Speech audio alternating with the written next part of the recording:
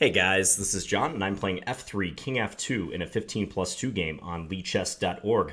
I'm opening with e4, and let's tell our opponent good luck. Plays a Sicilian. No f6, king f7. Alright. So what do I want to do against the Sicilian? I'm going to play a Smith-Morra Gambit. Not a line I've played frequently. And he seems to know who I am. That happens increasingly often when I'm playing online. So you're going to get to see this game, f3, king f2, after it's played in my commentary.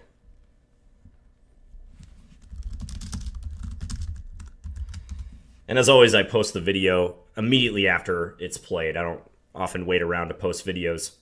So d5, black is declining the gambit. This is an unusual way to decline the gambit. On the previous move, it's more common if black isn't going to take on c3 to play knight f6 or d3. So here I think taking on d5 is the way to go. I could play queen takes d4, but d takes e4, queen takes e4 doesn't look like anything special. So I think I should take this way. I'm not sure what he's asking about. A wandering king mirror game. I'm at a loss as to what that could be. I gotta crush his hopes. Okay, bishop to e3 is what I was thinking against this move, just trying to reinforce d4. I don't think I want to commit to knight f3 yet, because black could play bishop g4 and pin me. But bishop e3, on the other hand, looks like a good way to prepare knight c3, staying out of the pin. Yeah, we want to address that attack on d4. Let's do it. The other reason I'm declining his offer is I'm on a bit of a tight schedule today. I might even have to cut the analysis short if this is a long game.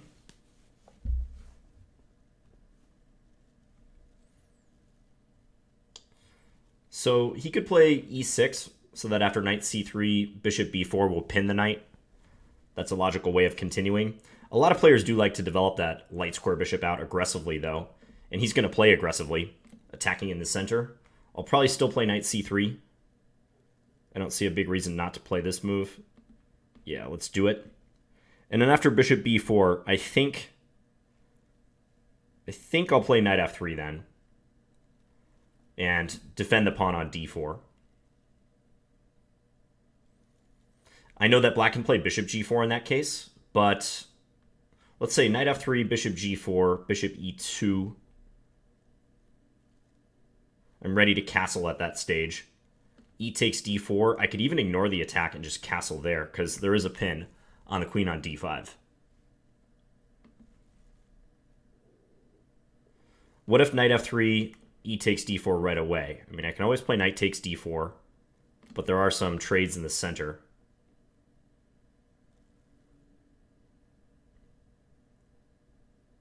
Yeah, let's play knight f3. Contrary to my last 15-minute game, I am going to make a concerted effort to play faster in this one. I know I say that every time, but my time management in the previous game was exceptionally poor. I need to do better in that department. I think let's just take with the knight. So the center has been completely annihilated. Neither side has a C, D, or E pawn. If knight takes d4, I was thinking of taking with the queen, so that after queen takes d4, bishop takes d4, I'm pointed at that pawn on g7. Also, then black's pin wouldn't matter much, because I'm ready to castle queenside and escape it. Also, my bishop on d4 helps to defend the knight. Alright, this is forced. So black is going to get the two bishops. Or, sorry, white is going to get the two bishops, but he has saddled me with potentially weak pawns, the A and the C pawns. They are isolated. We do get to prop up this pawn by having captured, or prop up this knight, rather, by capturing this way. So knight ge7. I want to develop my light square bishop in castle, but I can't just play bishop e2 because of queen takes g2. I might have bishop f3 then, but I think after queen back to g6, I'm not getting anywhere. Maybe knight b5 here. knight b5, and then after a trade, I would be threatening knight c7. Should be simple enough for black to escape that, though. Another move I'm thinking about is queen b3, looking for a swap that way. I'm leaning towards that move. But then if black castles, do I really want to trade and allow the knight to come to d5, hitting my dark square bishop? Not sure about that. Knight takes c6 will just be answered with queen takes c6.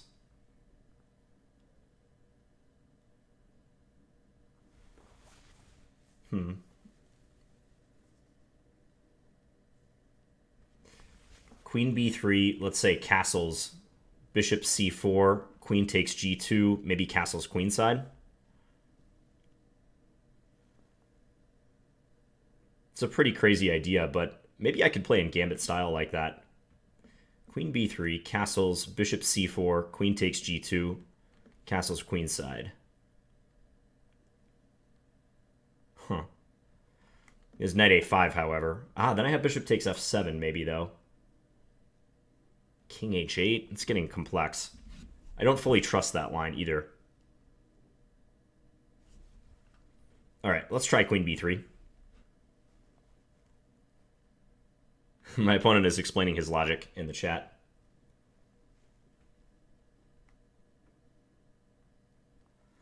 Not a big fan of chatting during games. It's especially hard when I'm doing videos, but I think the time for chatting about the game is afterwards. That's what the postmortem is for.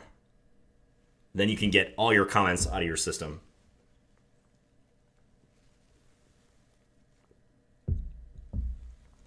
So I think black should castle right now. He's going to take on d4. Okay. So if queen takes d5, he might throw in a check here. So I probably should recapture. Which way? That's the question. Bishop takes points at the pawn here. But if bishop takes, there is queen e4 check. I got to admit, I didn't look at knight takes d4. Did not even cross my mind for some reason. So bishop takes d4, queen check. Bishop e2, queen takes g2. Castles queenside. That's somewhat similar to the line I mentioned. Pawn takes d4 seems too easy for black. I think they could castle and enjoy a good position. Let's stick with a bishop. And if queen e4, I'll have a tough decision to make as to whether to play bishop e3 or bishop e2, leaning towards bishop e2 and just giving up the g-pawn and castling long, whereupon my structure will be completely wrecked. But I'll probably have an initiative. So that's what's appealing about that. Bishop e3, on the other hand, invites knight d5 or maybe knight f5.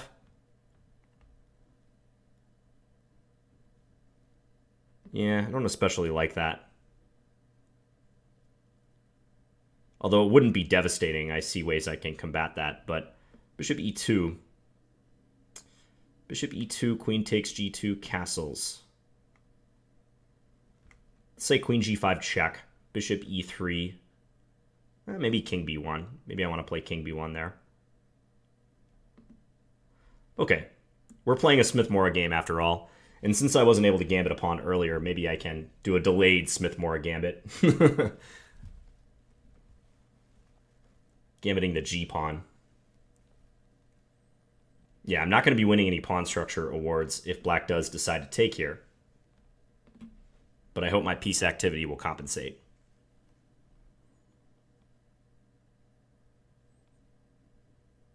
Black could play bishop e6 here if they wanted, because the queen on e4 does hold the pawn on b7. So if bishop e6, I'd probably play a check. Let's say queen b5 check. Bishop d7, maybe queen e5 then. Or queen g5 even. My bishop is still pinned on e2, so I'd have to watch out for ways black could exploit that.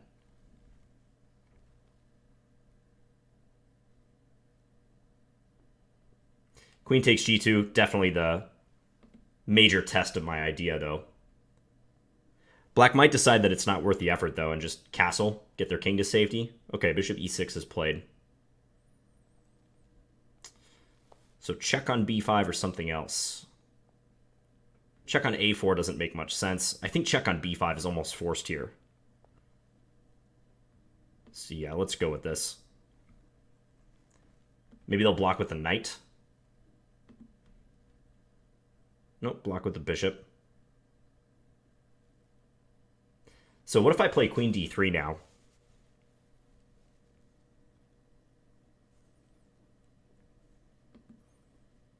Queen g5 was the other move I mentioned. Queen g5 is more dynamic.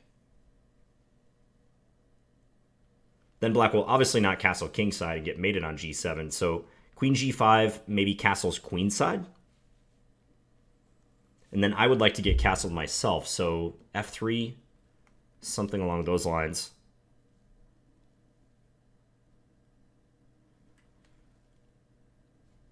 I'm not sure I should simplify. If queen e5, queen takes, bishop takes, I'm probably not better despite having the bishops, because if black could trade a pair of bishops there, they'll have nothing to worry about, and they might enjoy the better pawn structure. So let's try this. And I would not be surprised if black decided to castle queenside. Even though the c-file is open, I can't easily attack them if they do that. I'll try to arrange castling short somehow. I might play f3.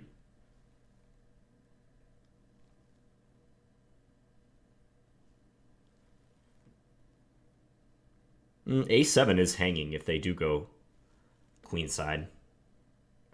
Whether I would actually want to snatch that pawn is a different matter, but it would be hanging.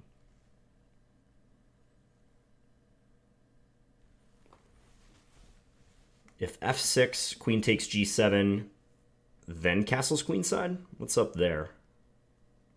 Probably f3.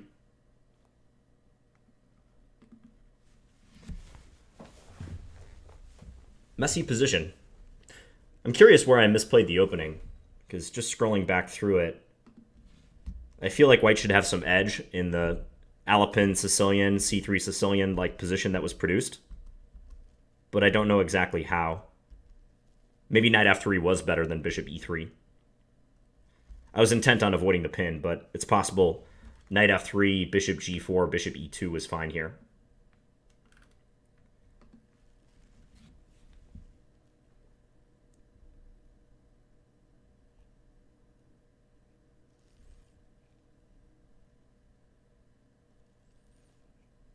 I think it's correct for black to use some time at this moment. This looks very important. By the way, if f6, queen takes g7, what am I doing against bishop b5? Threatening mate on e2. Because queen takes h8, king d7, then my queen is hit, and the mate is still threatened. So that is intriguing. I wonder, f6, queen takes g7, bishop b5. I might have to castle queenside in that case. Maybe I could castle kingside. I was thinking rook g8 would be good there, but bishop h5 check. Yeah, that is good for black, I think. Or wait, let's see. f6, queen takes g7. Bishop b5. Castle. If rook g8, I just have bishop takes b5, don't I? Check. King d8. Yeah, that should not be good for black. Maybe f3 there at the end. Okay, so it seems I can avoid the worst of it if f6, queen takes g7 is played.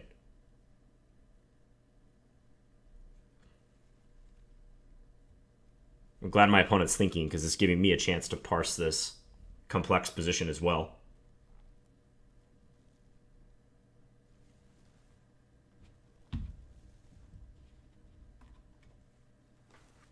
So knight g6. Inviting me to take here. So if I do take, and then rook to g8, probably pull the bishop back to d4.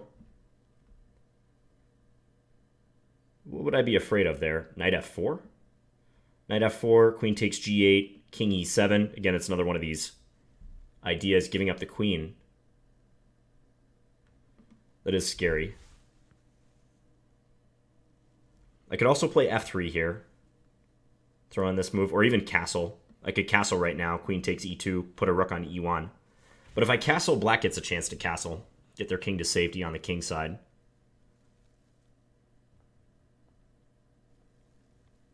So I would like to take the pawn on g7.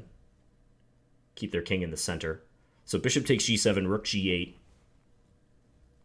Maybe bishop h6 then? So that if knight f4, I can actually play queen takes f4. It's possible.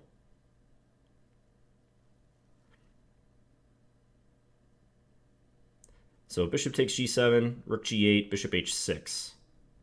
Is that what I'm going for?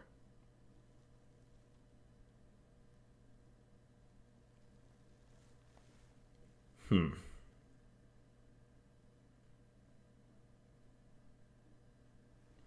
also looking at knight e5 then. I don't know, but knight e5 I can take on g8 and then pull the queen back to g5.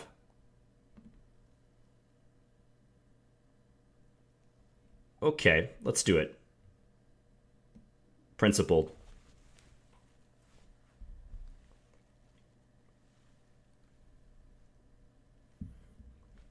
So rook g8, bishop h6, so no knight f4. Yeah, but even in the case of rook g8, bishop d4, knight f4, I could still take g8, right? King e7, and then queen g5. I think I've been overlooking this queen g5 idea. Because if that's the case, I would much rather go to d4 than h6.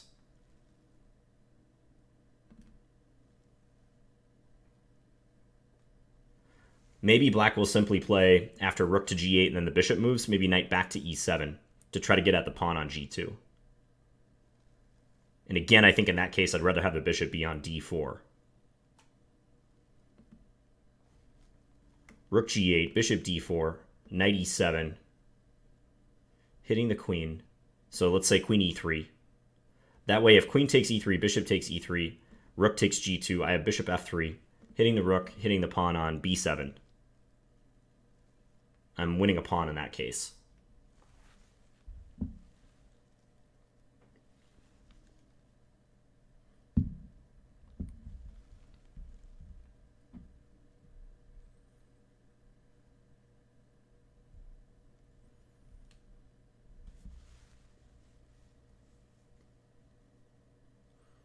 I don't see anything else black can do here other than rook to g8. There is knight f4 directly, but I think queen e5 check is just good there. Maybe that could be considered more closely. Knight f4, queen e5 check, queen takes e5, bishop takes e5, then I'm attacking h8 and f4. He's going to go for it right away.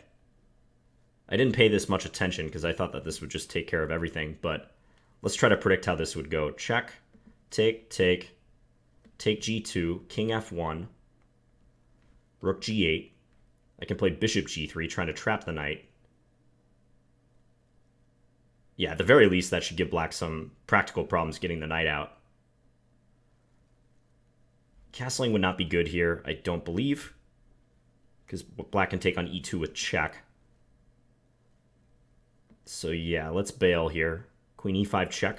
Trade the queens.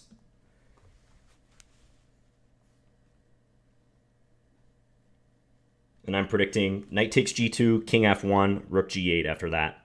And I'm thinking bishop g3.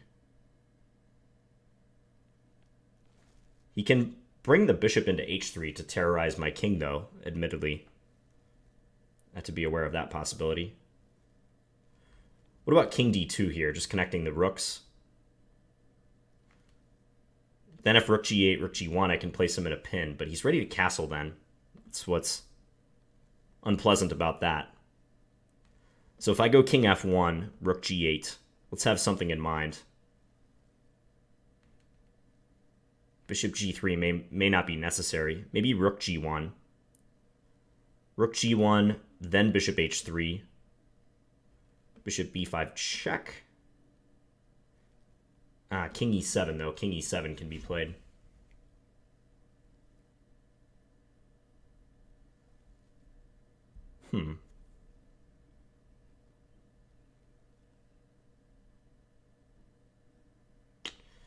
Maybe king d2 is better. King f1 was my original idea, but maybe king d2. King d2, rook g8. Rook g1, just castles. Always that castling move. Takes care of all of black's problems, I think. So king f1, rook g8. Maybe I got to start with h4. Stopping bishop h3. Yeah, that looks like an important move to get in. I think I will do that. So rook g8, h4. New plan. And I can try to encircle the knight. Say bishop g3 to stop him from getting out even, and then come here, rook h2. Again, not sure I really need the bishop g3 move.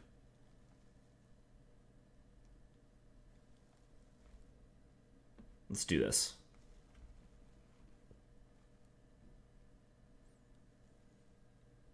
I think he ought to castle just to get his rook into the fray, the rook on a8.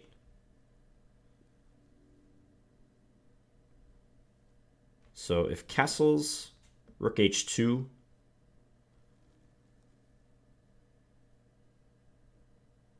I would not want to play bishop f3, I don't think, because of bishop b5 check. Plays bishop c6. Still rook h2 or rook g1 this time?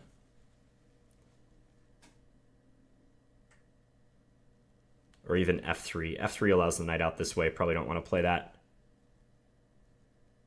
The threat is knight e3 check.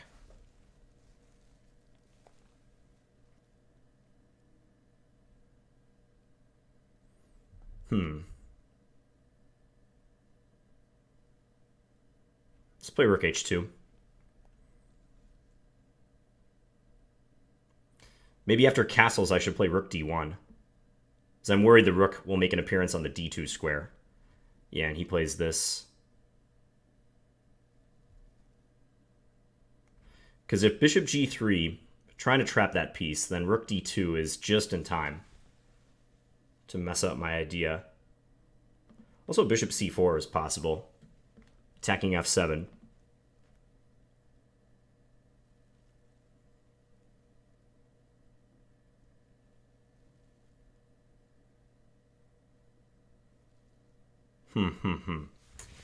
Very complicated. Wish I had more time here.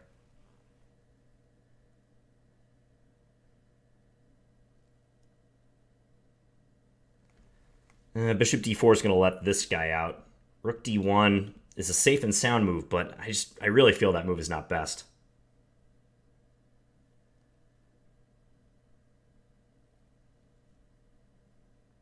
Yeah, I see a couple ways that black can play against that. So do I take a risk with bishop g3, or do I just settle for rook d1?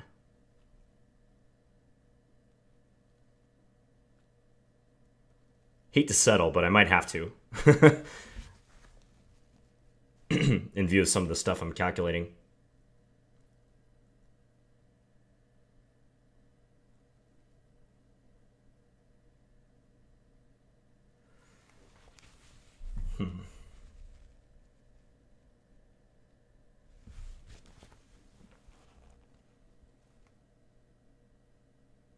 Yeah, bishop g3, rook d2 puts me in a weird-looking bind, but I'm just not sure about bishop c4 after that.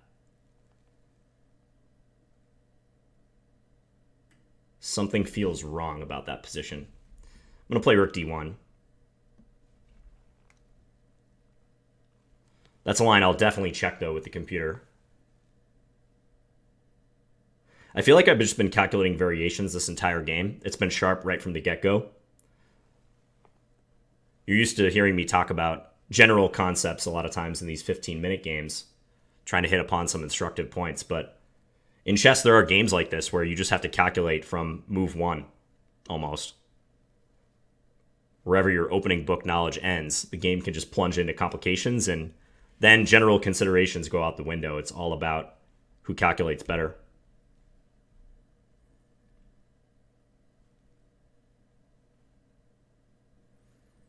So one line I'm looking at here is rook takes d1, bishop takes d1, and he can play bishop b5 check. I'd have to play bishop e2 then. And then after bishop takes e2, king takes e2, he has rook e8. And then rook takes g2, rook takes e5. That's an even rook endgame as far as pawns. My structure is a little bit worse. So I might even be a tad worse there, although my king activity is kind of nice. My king is close to the center. So let's see if he goes for that line. I have a feeling he will. Yeah, rook e8, rook takes g2, rook takes e5. Probably play king d3 in that case. He could go after the a pawn, but I'll go after the h pawn, so... Or I could even defend the a pawn if I really wanted to.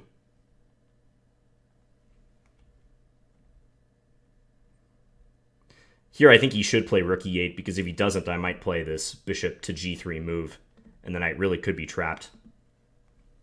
So it's time for black to pin my bishop and give up this knight. Unless he could play knight takes h4 first. Knight takes h4, rook takes h4, then rook e8, but I guess I can always take on h7 if necessary. Because if rook e4, I was thinking f6. He's going to go for this line. Can also play bishop f6 here, can't I? So take rook e8.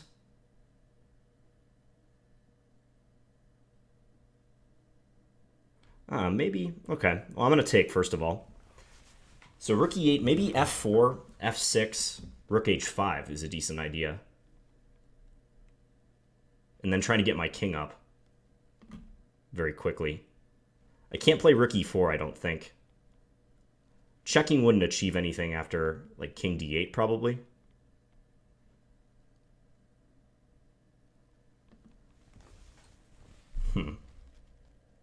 Rook e4, f6. He'll just win his piece back.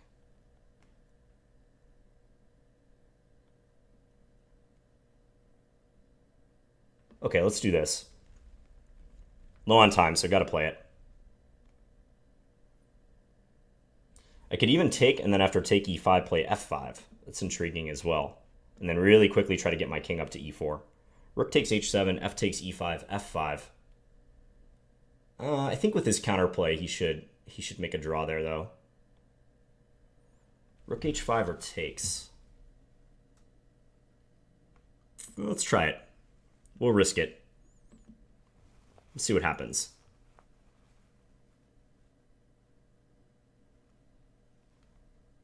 Because again, I want to try to use my superior king activity. So get this guy right up here, while his king needs a few moves to organize. He doesn't have a great square he can bring his king to in the center. I mean, d6 looks kind of vague. Maybe king d3 was more accurate there. I just played king e3 instinctively, but king d3 would have defended the c pawn. I probably should have played that.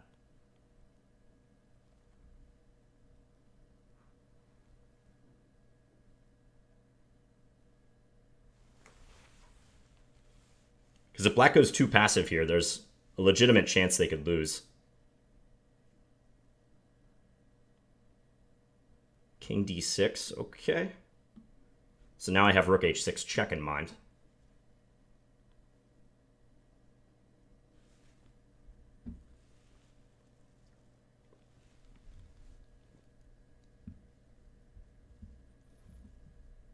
So now I think there's no question I'm better, but is it enough to win with this amount of time on my clock? Endgame technique, that's what this boils down to.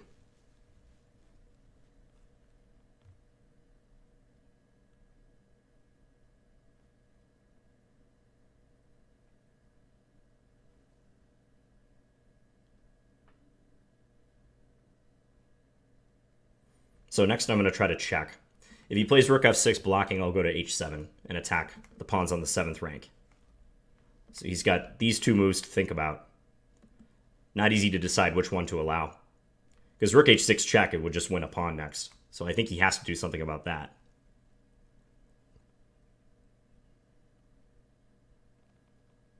Rook e8 looks very passive. I don't think he wants to play that way. Rook e8, I could just play rook h7. Typically, you try to activate your rook here, even if it means giving up a pawn. But my f-pawn is already so dangerous, I don't know if black can stand to give up the e-pawn. And probably rook c8 is what he should do. Yeah, he plays it. Okay, so let's check. Let's see where the king goes. Oh boy, gotta make a move. Didn't realize how little time I had.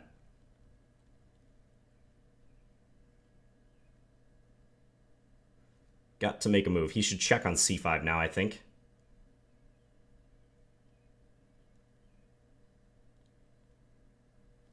To stop my king from getting active. He does. And now takes c3. I get a check here, but probably not enough to win.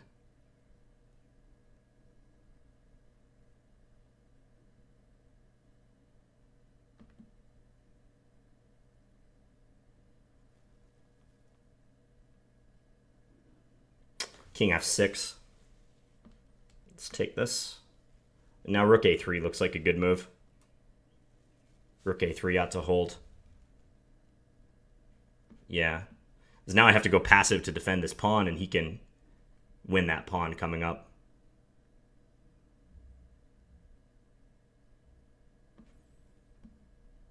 I'll try to bring my king over. His king is cut off, but yeah, this is almost certainly a draw.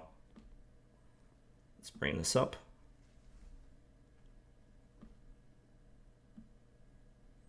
So I'll try to go king b5 next. Attack the rook. Maybe I should not have put my rook on the c file, I don't know. May not have mattered, technically speaking.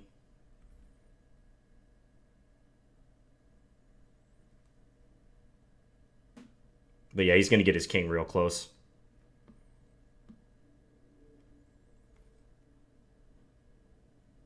At least now I'm threatening rook c7, which I get to play. Problem is the pawn endgames are just drawing if he manages to trade rooks.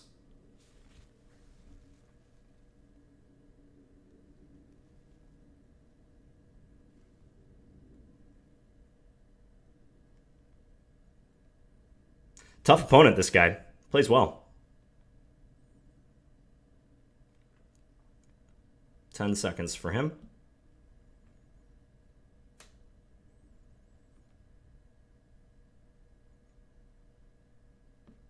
Let's push the a-pawn. We're not going to let his king get over too quickly here. Let's do this.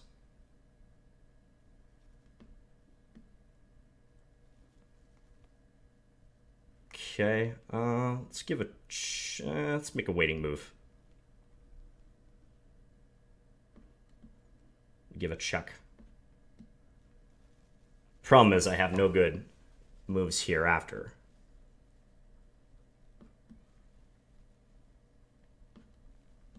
Very difficult to do anything. Yeah, he just needs to keep his rook on the 5th rank, basically.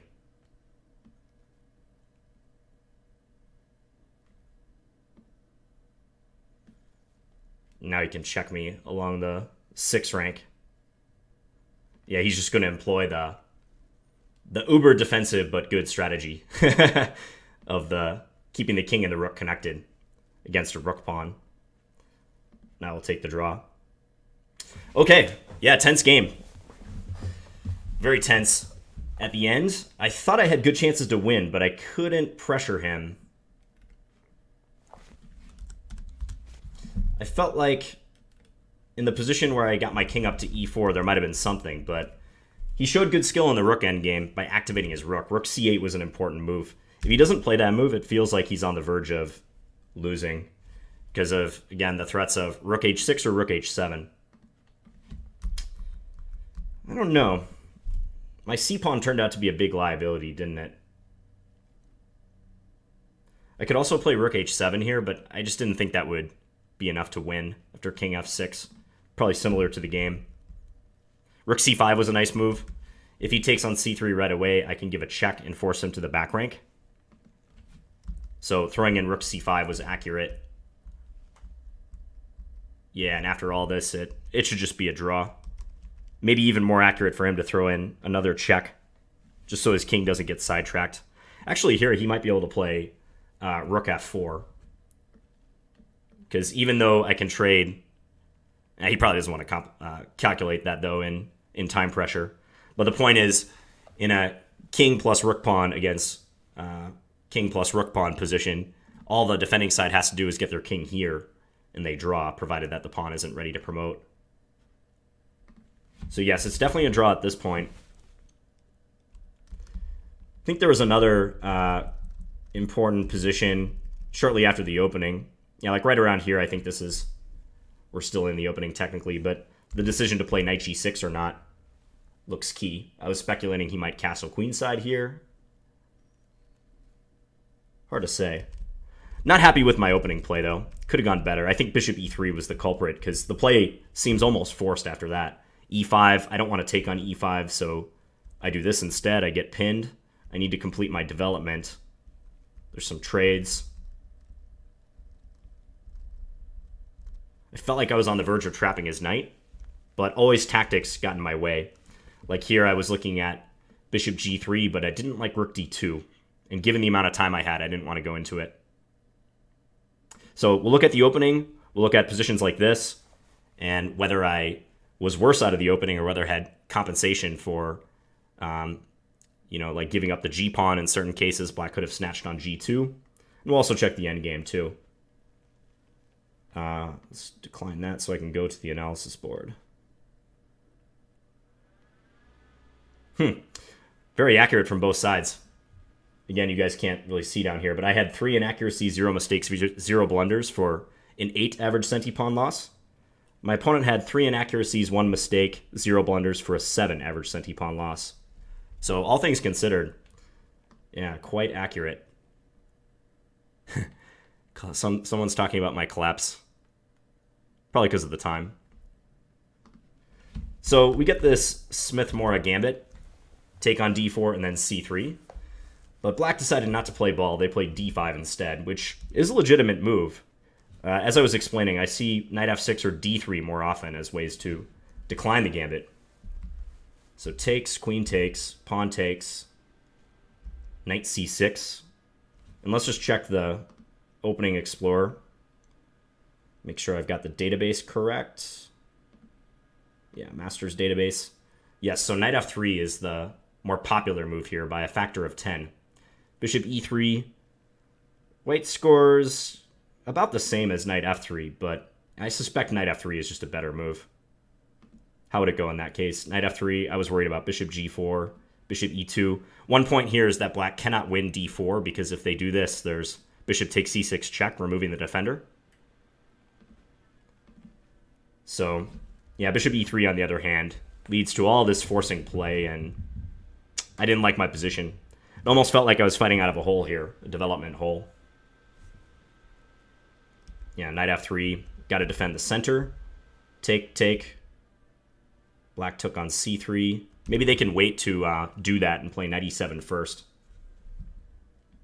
Yeah, knight e7 would be following 15 games. Bishop takes c3 has been played before. It's pesky with the queen on d5, hitting the pawn on g2.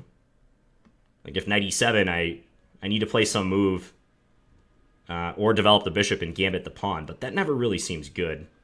I don't think I'm ever really justified in doing this. Even in the game, I was skeptical as to whether I'd have full compensation should this happen. So bishop takes c3 check, pawn takes c3, yeah, knight e7. And here I should play knight b5 according to the computer. I played queen b3.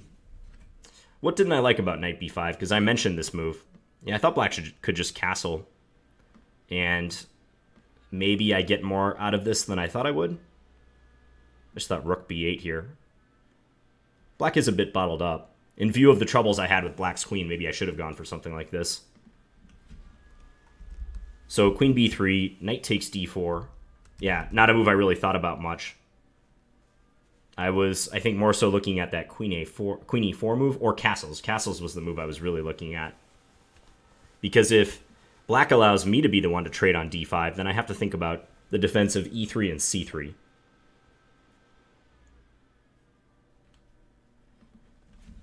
So knight takes d4, bishop takes d4, queen e4 check, bishop e2. Okay, so a moment of truth here. Should black take on g2? As if they do, I was going to castle, get my rooks connected. And it does look like I've got some compensation. I was expecting the computer to be totally negative about this pawn sacrifice, but the computer's giving me some credit. So, for instance, black cannot castle here because I put a rook on g1, and then my rook and my dark square bishop are trained on g7. Black's just going to get crushed. Okay, well, I'm glad to see that bishop e2 is a legitimate idea, giving up the pawn. So bishop e6 is correct. I gave a check. He plays bishop d7. I swung the queen over to g5 now. Yeah, hitting the pawn on g7 mainly. And the engine does not like knight g6. It says it's better for him to play knight f5. But on knight f5, I could just castle, right? Because now queen takes e2 is running into rook fe1. Yeah, but I guess the point is he can castle as well, or even take on d4. Take d4, pawn takes, and then get the king to safety. I was fearing scenarios like this, where black is able to hide their king, they're able to castle, and I'm left with a worse pawn structure. But perhaps it's not so bad. Take. Yeah, I might just simplify. I suspect that I'm soon going to win the pawn on b7. We simplify to an equal position. Okay, so knight g6, how can I punish this now? So I should castle right here. But then they can castle too, right? Maybe bishop f3 after that. Castle, castle, bishop f3. I'm not sure why I didn't think about this. Attacking b7 again. Yeah, I should give that some thought, or I should have given that some thought. I just looked at this position here and said to myself, black is safe, they didn't lose anything. They have a better pawn structure, and I cut off my analysis. But in view of the complications after bishop takes g7, yeah, that was probably superior, just castling. So if rook g8, for a while I was thinking I had to play bishop h6, but in fact I could just do this. Because knight f4, queen takes g8 check, king e7, it's important that I have queen g5 check here. Otherwise, I'd be facing mate on e2, and my queen would also be hanging. But queen g5 check allows me to safeguard my position. Okay, so bishop takes g7, and black played knight f4. I think that's correct. Yeah, so for g8, I was planning on bishop d4. So knight f4, now it's pretty forcing. I gotta trade queens. Not another good way to deal with the attack on e2. So check. We trade. He takes g2. This is all pretty forcing. Thought about king d2. I was always leaning towards king f1, which is what I eventually played. But I didn't like that after king d2, rook g8, black is just ready to castle, and I'm right in the line of fire with the rook on d8. I'm staring down the barrel of that black rook. It didn't seem correct to do that. Also, if my king escapes to c2, he can harass me with stuff like bishop f5. The knight is still a little off sides, but I didn't think that mattered much. So king f1, now he saves the rook. And I started burning some even more time here, because natural moves are like bishop f3, bishop g3, rook g1. But in all these cases, I think bishop h3 is an issue. Or bishop b5 check, yeah, if I abandon this diagonal. So I decided to go with h4, trying to stop bishop h3. He plays bishop c6. I play rook h2. Given the fact that I was never able to win the knight, I don't know, my coordination looks kind of weird after rook h2. And here I made the right call with rook d1. Yeah, this is probably the toughest moment of the game for me. Because with rook d1, I had to abandon the notion of outright winning the knight. I really wanted to play this move. But yeah, it's a good thing I didn't. I didn't even see knight e3 check. I was mostly worried about rook d2 here, which might also be okay, but yeah, knight e3 is probably even better.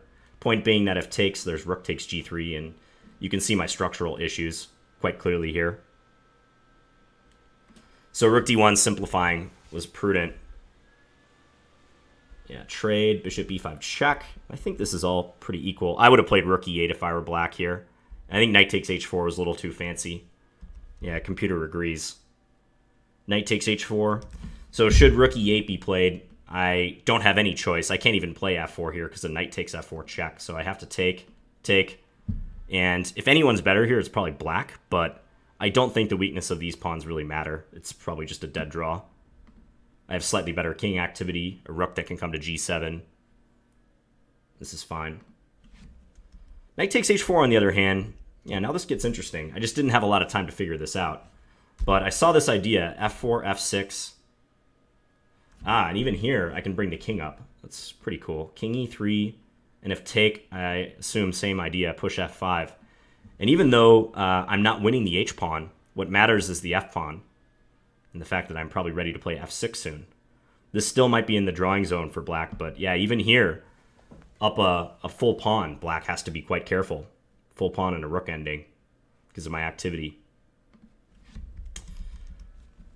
I couldn't play rook e4, just to remind you, because rook e4, f6, and I'm in a pin. I thought maybe rook c4 check would do something, but I think on rook c4 he can always play king d8. Or even king d7. Yeah, king d7. What if I check here? Just king back to d8 now. I win some pawns on the third rank, but I do have to give up the bishop ultimately. Yeah, and this also works out to a draw. So f4, f6, rook takes h7, take here. Yeah, and f5 is the only way to play this for a win. I mean, f takes e5 is completely lame and just agreeing to a draw immediately. So here, yeah, rook f8, probably a good move because it forces me to play rook h5 to defend. King d3 would have been slightly more accurate now to defend the c-pawn. I think after king e3, he might be able to consider rook to c8. But yes, I suspect that black played very accurately from this point forward because he didn't have much time. I was very low on time, but he was also getting down there too. But he found some excellent moves, especially rook c8. Like, that's a good lesson for you guys in rook activity in a single rook endgame. You simply must activate your rook, regardless of what result you're playing for. It's just imperative that you do so. If he doesn't, I'm hitting him with one of these two moves. He's got to attack one of my weaknesses. f5 is not a weakness. My king is not a weakness. The pawn on c3 is the only weakness he can really get at. a2 as well, but he can't really get over there. So a very good move. Rook c8 probably enables him to hold the game. So check, king e7. I took e5. This was also accurate. Again, if he takes on c3 right away, then rook h7 check. And suddenly I have legitimate chances to win because of potential mate threats. Yeah, I can bring my king in, and if he takes here, probably he's going to... this is close. But yeah, he doesn't want to get his king far afield from the f-pawn, suffice it to say. So rook c5 pushes me back, allows his king to comfortably get to f6 in the case that I play rook h7, which I did. I didn't see any other thing to do here. So rook h7, king f6, take. Rook over to a3, I thought that was good. Rook b2, check. Yeah, and this is a draw. King g4. I think rook f4 should also draw, as I was saying. Because the thing is, even if I win this a-pawn, it is not going to matter. Like, let's say king c6, I think... Yeah, probably you can hold off on a5 for a move. Now, if like a4, a5 would be a draw. King b6, king d6, king takes here, king here. Yeah, he's even going to get into a8 in this case. Yeah, nothing doing here. Even though his king is very far away, to win this game, I have to win the a-pawn and somehow promote my a-pawn. When you have a rook pawn only, it's just too tough to do that. So the fact that my king is on the side of the board where all the action is taking place and his is far away doesn't matter. And he held this without any problem. It was especially good for him to play right here. Rook g5, that was a nice move. stopping my king from advancing further and being able to push the pawn. So he just camps out with the rook attacking the pawn, and I can't really make progress. I try to keep his king from coming over to b8/a8, but yeah, he knew exactly how to hold this position. And it's important to note here the way that black ultimately defended with his king and his rook completely passive on the last rank. That only works against a rook pawn or a knight pawn. You don't want to do that against a bishop pawn or a center pawn. So if I had like a c or a d pawn, it wouldn't work because eventually his king would get squeezed out of the corner. But I can't achieve anything substantial here. So he offered a draw, and I agreed. If the game had continued, you know, the strongest position I can get is something like, I don't know, black can even wait here. It doesn't really matter. You know, something like this, but what do I do then? He's blocking my pass pawn, and I can't check him out of the corner. That's the big problem. Like check here. If I try to push the pawn, I can even lose after rook check. So we don't want to do that. So, very interesting game. I think we both played pretty well in a sharp position. So credit to f3, king f2 for playing very accurately, particularly in that rook end game. But I'll be curious what you guys think about this game, because I think it was an intriguing one. Very tactical at the outset, and then technical at the end. Anyways, I hope you guys enjoyed this video, and I will talk to you later. Bye.